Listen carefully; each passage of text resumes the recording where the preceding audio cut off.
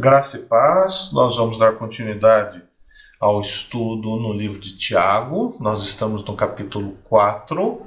Nós paramos no versículo 11. Nós já estudamos, nós já avaliamos que são temas que são abordados neste capítulo. Então, o primeiro tema é sobre a disputa entre os irmãos dentro da igreja. Depois é a amizade com o mundo, um pé dentro da igreja e um pé fora. Depois, o orgulho que o cristão tem e pode corromper a sua atitude. Depois, o diabo atacando o irmão, o cristão, tudo isso dentro do capítulo 4. E a gente parou, ou a gente falou já, do processo de santificação, que a gente encontra de 8 até 10. E agora nós vamos dar continuidade a partir do versículo 11. Então, Tiago, capítulo 4, versículo 11. Retomando, Tiago ele de sabedoria da igreja. Então, ele visa instruir sabedoria para os irmãos da igreja. Ele trabalha de uma maneira bem simples, ele tem mensagens diretas, muitas vezes diretas demais, que a gente fica meio no ar sem entender a complexidade. E como a gente está fazendo esse estudo bíblico, a gente pode aprofundar um pouco mais, relembrar alguns textos do Antigo Testamento e mesmo fazer um paralelo com outras passagens do Novo Testamento. Então, nós vamos começar Tiago 4, de 11 a 12. O cuidado com os irmãos. Cuidado que a gente tem que ter com os relacionamentos dentro da igreja. Versículo 11, acompanhem comigo. Irmãos, não falem mal uns dos outros. Se ele está falando isso, porque essa é uma tendência até certo ponto natural. Falar mal um dos outros. Aquele que fala mal do irmão ou julga o seu irmão, fala mal da lei e julga a lei. Cuidado, porque a lei a gente tem muita visão de coisa pesada, de legislação. Faça isso, não faça aquilo. A lei que ele está abordando é a revelação escrita de Deus. Essa é a mensagem que ele está querendo falar, do ponto de vista ético, moral e sabedoria. Ora, se você julga a lei, não é observador da lei, mas juiz. Um só é legislador e juiz, aquele que pode salvar e fazer perecer. Mas quem é você para julgar o seu próximo? Tiago está falando que a gente tem que tomar muito cuidado com os relacionamentos dentro da igreja e não falar mal das pessoas, não amaldiçoar, não fazer fofoca e também não fazer juízo. Ele não aprofunda. Então nós vamos pegar algumas outras passagens que abordam o tema e explicam um pouco melhor. Paulo, Efésios 4, 29, diz assim literalmente: não saia da vossa boca nenhuma palavra torpe, mas só a que for boa para promover a edificação, que dê graça aos que a ouvem. Aqui a palavra-chave é torpe. Algumas pessoas entendem isso e explicam que é palavrão. É bem mais complicado que isso. Palavra torpe significa palavra associada ao mal. A palavra que faz mal, a palavra que induz o erro, a palavra que induz a pessoa a se desviar. Então Paulo está falando de um modo geral que o cristão não pode ser manipulador, não pode promover discussões. Ele só pode falar segundo o que sirva de bem ou de bom para a pessoa na sua vida diária. Edificação significa fazer coisas boas para si mesmo. Hoje o termo edificação a gente pensa em construção. Aqui é a construção da pessoa, para que dê graça aos que a ouvem. Então Paulo está falando para os membros do corpo de Cristo que eles não devem falar com ninguém algo que não seja positivo, algo que não seja construtivo, algo que não seja boa para a pessoa, transformar a sua vida para melhor. É isso que ele está falando. Paulo também aborda não somente o problema de falar, que é algo extremamente sério e grave, como ele também fala sobre o juízo. Romanos 14:13, Paulo fala assim: assim que não nos julguemos mais uns aos outros, porque isso é uma tendência natural. Tiago fala a mesma coisa. Antes seja o vosso propósito não por tropeço ou escândalo ao irmão. Paulo está chamando a atenção que uma tendência que pode acontecer naturalmente, porque ele fala mais, ou seja, você fazia isso, não faça mais, que a gente não pode criar um obstáculo para a pessoa na sua vida espiritual, não pode fazer uma armadilha e que não pode induzir o irmão ao escândalo. O escândalo é tomar público um ato, uma situação que é totalmente errada.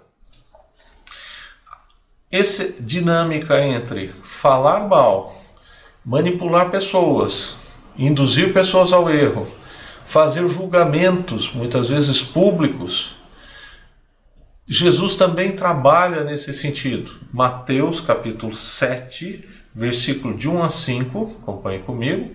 Jesus fala literalmente: não julgueis, para que não sejais julgados. Porque com o juízo que julgardes, sereis julgados. E com a medida que tiverdes medido, vos hão de medir.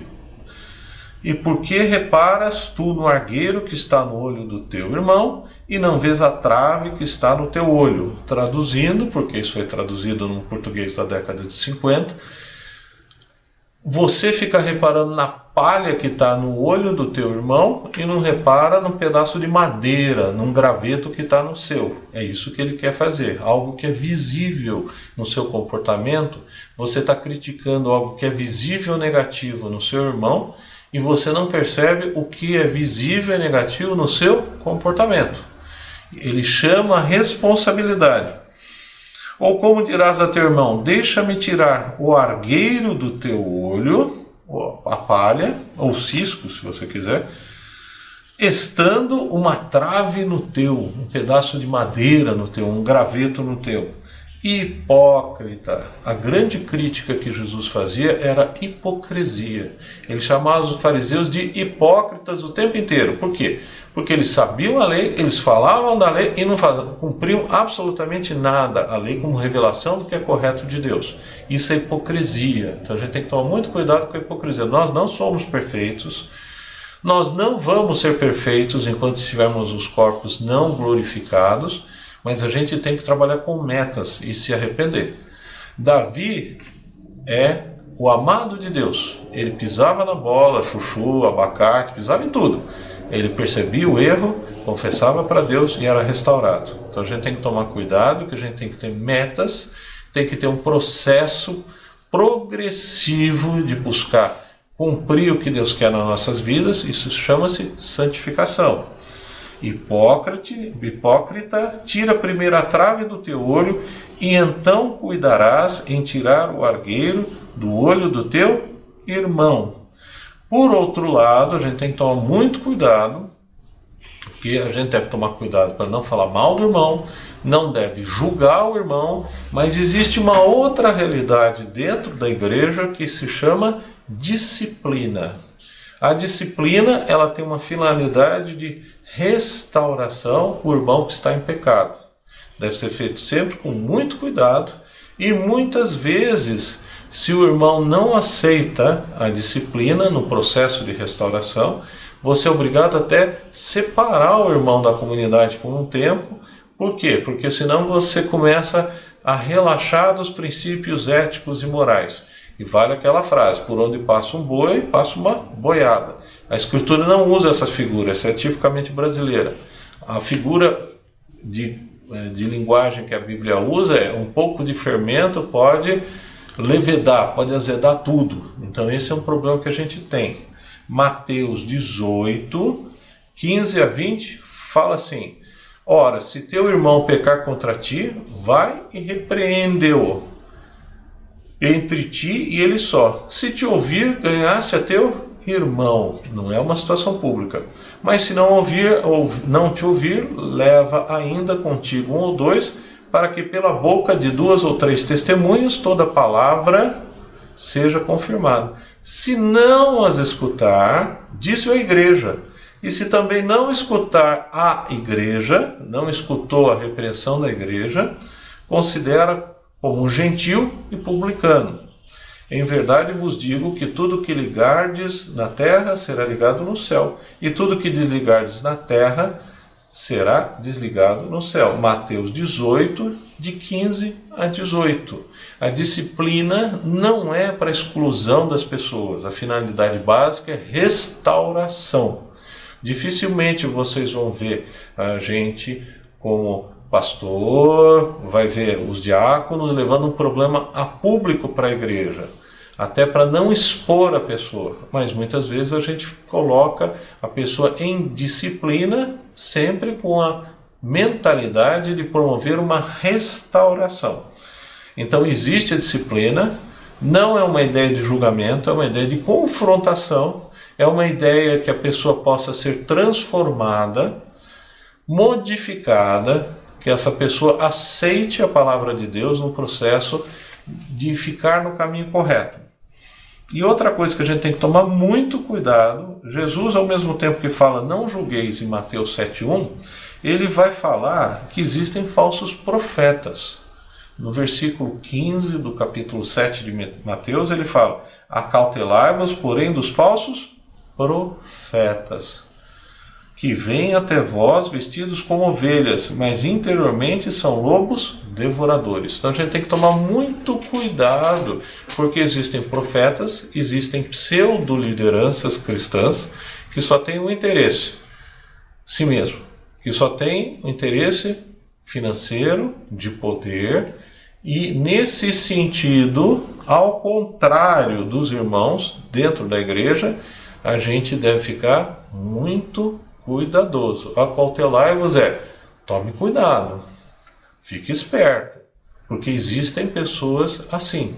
Existiam pessoas assim na época de Jesus, existem pessoas agora no nosso meio. Então, cuidado com isso. Então, o primeiro tópico que a gente está vendo hoje, do versículo 11 e 12 de Tiago, é cuidado no relacionamento com os irmãos. Cuidado para não agir falando mal e não julgando.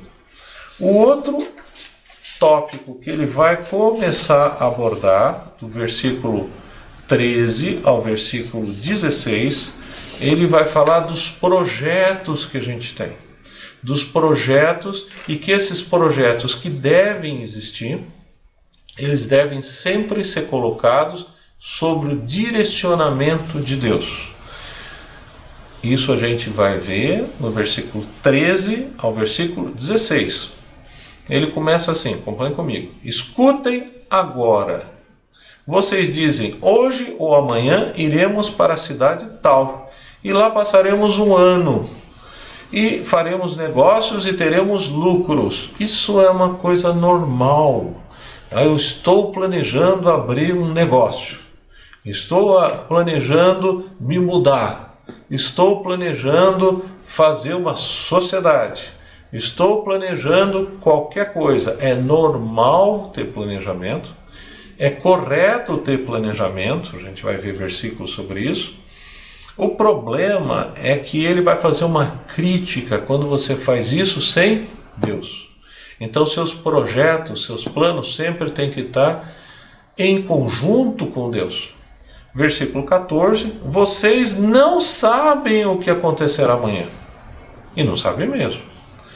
O que é a vida de vocês? Vocês não passam de uma neblina que aparece por um instante e logo se dissipa. Então ele não está criticando fazer projeto. Cuidado com isso. A gente tem que tomar muito cuidado, porque a gente tem que harmonizar os textos bíblicos. Ele está falando a pessoa que da cabeça dela faz um plano, faz um projeto, sem consultar a Escritura, sem consultar Deus em oração e sem consultar conselhos, porque a Bíblia fala que a gente tem que buscar conselhos. Versículo 15 fala, em vez disso deveriam dizer, se Deus quiser. Não só viveremos, como também faremos isto ou aquilo. O projeto que você tem, que deve ter, deve ser colocado na mão de Deus. Agora, entretanto, vocês se orgulham das suas arrogantes pretensões. Todo orgulho semelhante a esse é mau.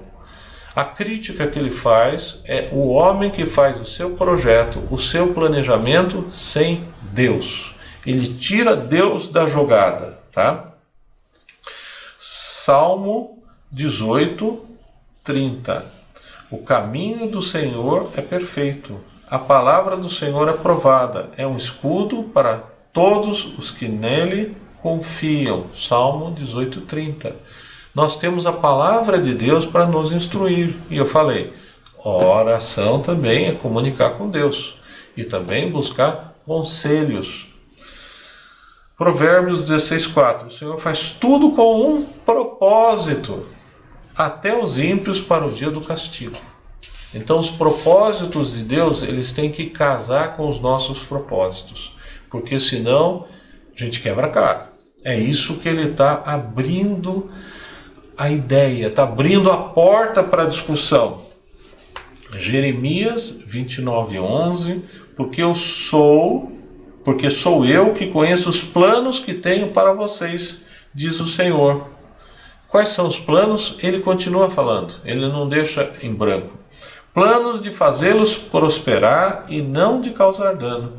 Planos de dar a vocês esperança e um futuro. Então, o que Deus quer para a nossa vida?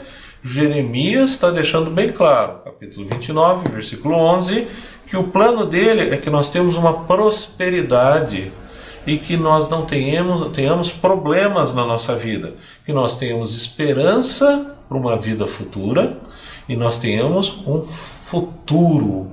Esse é o propósito de Deus. O cristão tem que fazer projeto? É óbvio que tem. O problema é que ele tem que casar o projeto dele com o projeto que Deus tem, que é o melhor na vida dele. Lucas capítulo 14, versículo 28 a 31, Jesus fala sobre projetos e que os projetos têm que ser bem feitos. Esse é um outro problema. Às vezes o cristão põe uma coisa na cabeça dele, ele vai na frente, mas você viu o que foi? Não, porque Deus vai ajudar. Mas você fez um projeto? Não. Mas você tem que ter um projeto. Você tem que ter um planejamento. Lucas capítulo 14, versículo 28 a 31 diz assim: Pois qual de vocês, querendo edificar uma torre, não se assenta primeiro a fazer as contas dos gastos, para ver se tem com que acabar? Jesus está falando isso. Mas é falta de fé fazer conta. Peraí, vai devagar. Existe uma coisa que é dependência de Deus, uma coisa é dar um salto de fé, sabendo que Deus está abrindo as portas para você, e a outra coisa é fazer maluquice. Para que não aconteça que depois de haver posto os alicerces, e não a podendo acabar, todos os que a virem comecem a escarnecer dele. Começou a fazer uma obra e parou. Aí todo mundo vai falar assim, é burro. Que testemunho ele está dando? É sem cabeça, é avoado. Temos que ter projetos.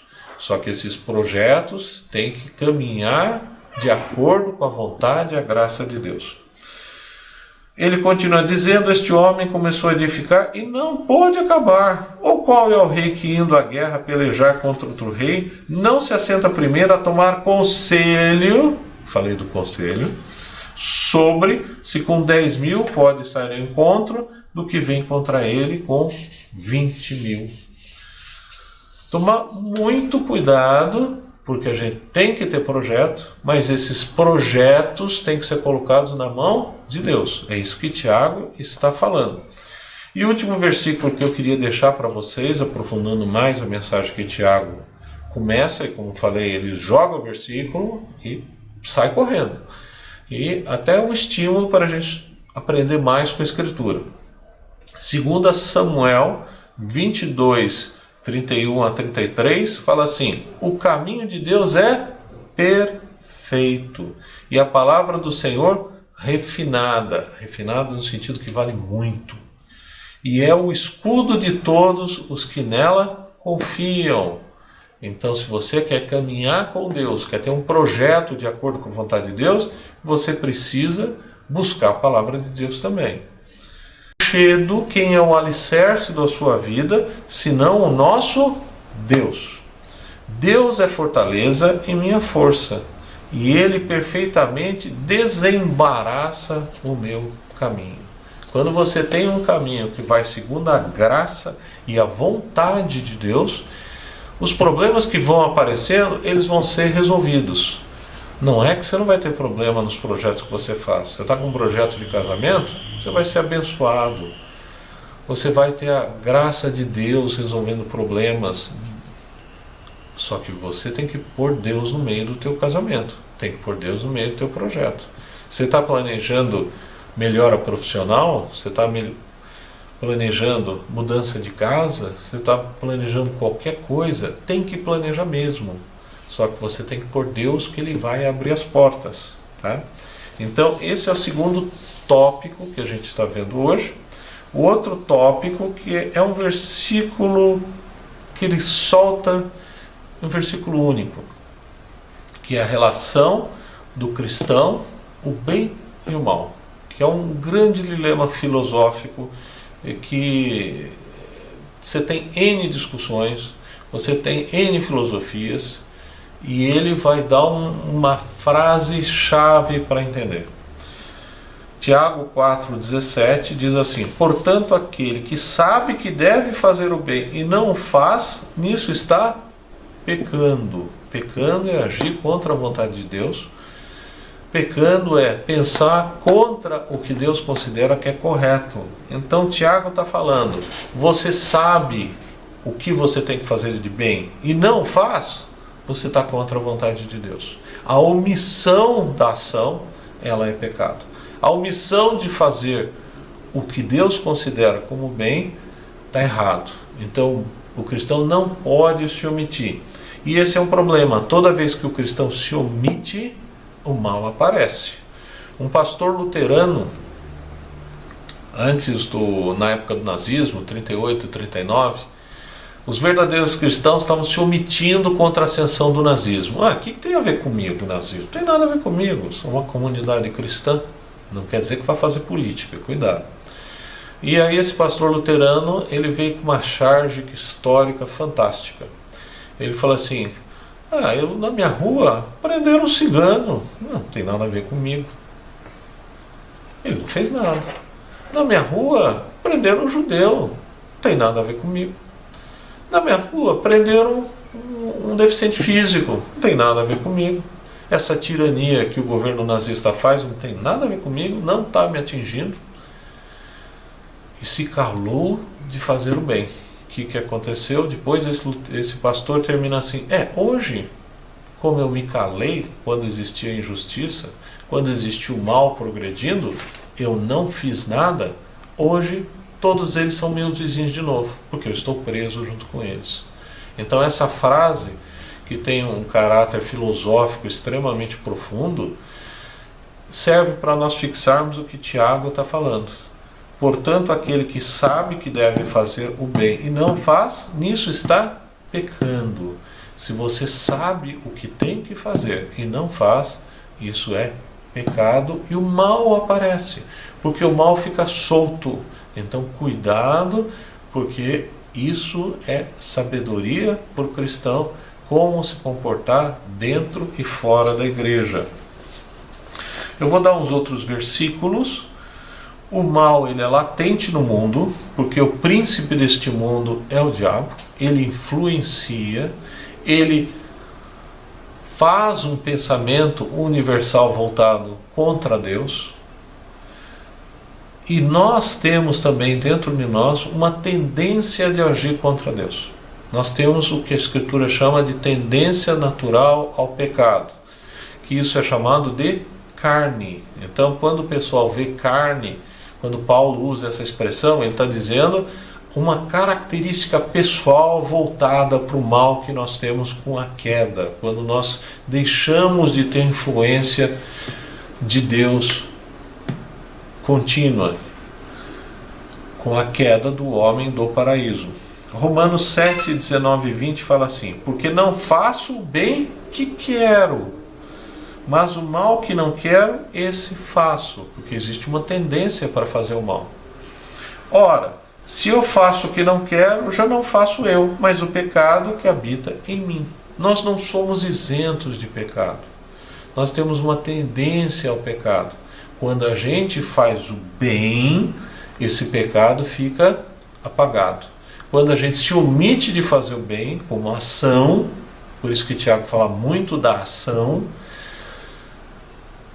a gente acaba podendo criar uma situação totalmente errada. Então nós temos que agir mediante o bem. Não podemos nos omitir de fazer o bem. Ele continua, Paulo, falando sobre essa situação de que nós temos uma natureza para agir para o mal. Em Gálatas 5, 17 a 22, ele fala assim: porque a carne cobiça, ou a carne interage, ou a carne briga, tanto faz, contra o Espírito. Ele está dizendo aqui que a nossa intimidade, o nosso pessoal, o nosso eu profundo, ele age contra o Espírito Santo que está trabalhando em nossas vidas. Por isso que as Bíblias vão traduzir aí Espírito com E maiúsculo, não com E minúsculo. E o Espírito contra a carne. E estes opõem-se um ao outro, para que não façais o que quereis. Mas se sois guiados pelo Espírito Santo, não estáis debaixo da lei. Cuidado, o debaixo da lei é a ideia de punição, de regra, de continuidade, de força, mas ele age em nós, atuando e motivando. E aí ele cita: porque as obras da carne são manifestas, as quais são adultério, fornicação, impureza, lascívia, idolatria, feitiçaria, inimizades, pórfias, emulações, iras, pelejas, dissensões, heresias, invejas, homicídios, bebedices, glutonarias. E ele não termina aí. E coisas semelhantes a esta, das quais vos declaro, como já antes vos disse, que os que cometem tais coisas não herdarão o reino de Deus. A ideia é que aquele que tem uma prática continuada de coisas que desagradam a Deus, eles não são realmente de Deus. Eles não deixam o Espírito Santo atuar. E aí ele continua no 22, mas o fruto do Espírito é amor, gozo, paz, longanimidade, benignidade, bondade, fé, mansidão. Então, o que Tiago está chamando a atenção? Portanto, aquele que sabe que deve fazer o bem e não o faz, nisso está pecando. E ele deixa aflorar o mal. Tiago 4:17. E, por final, a gente vai abordar, vamos passar para o capítulo 5.